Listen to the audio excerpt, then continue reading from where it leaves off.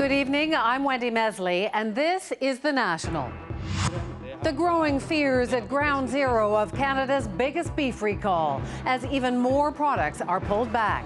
Plus, we examine a controversial method of making food safer. You just have to say the word and people take their loved ones and run to the hills. The murky path to an election night shooting. Ioana Romiliotis investigates the accused man and his burning political anger. This first song is, I think I wrote it with my wife in mind. The new album from the Tragically Hip moves into high-stakes emotional territory. It's been brutal, though.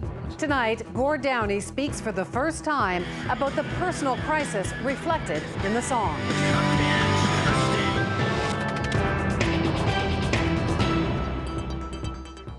Another 24 products were deemed unsafe to eat today as this country's massive beef recall continues to expand. About 2,000 products have now been ordered off store shelves by the Canadian Food Inspection Agency over fears of E. coli. And American authorities have tripled their original estimate of recalled beef that entered the U.S. up to 1.1 million kilograms. Tainted meat has made at least 10 Canadians sick, and people across Canada are now avoiding beef altogether. But the recall is having the biggest impact on the community where it all began. The CBC's Erin Collins reports. It's busier than usual at this makeshift mosque in Brooks, Alberta. Most of the hundreds of Muslims who come here to pray work at XL Foods' nearby Lakeside packing plant. But not today. We don't know where we're going to go. We don't know what is going on. Abdi Nasir Gur has been off work since the plant closed 11 days ago.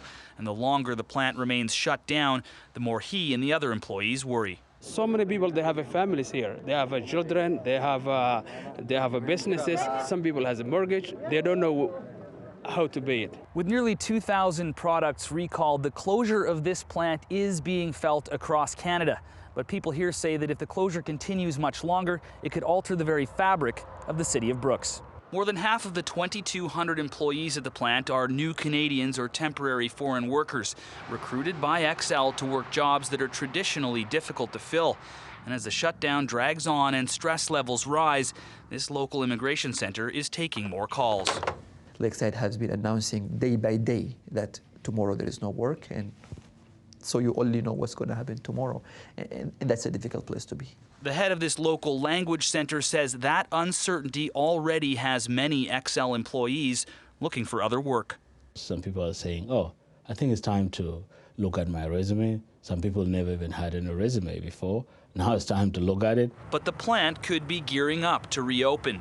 Back at that temporary mosque, some workers say XL has approached the union about having people work reduced hours. And this employee says he's seen signs that the closure could be coming to an end. All the maintenance people working A and B and C shift are working all together now. And I think the company is gonna open soon. I heard that maybe the next Tuesday. That call will be made by the Canadian Food Inspection Agency. Today, a spokesperson with the CFIA says she has no idea when the plant will open. But if it does open sooner rather than later, it would answer the prayers of many of the workers here. Erin Collins, CBC News, Brooks, Alberta.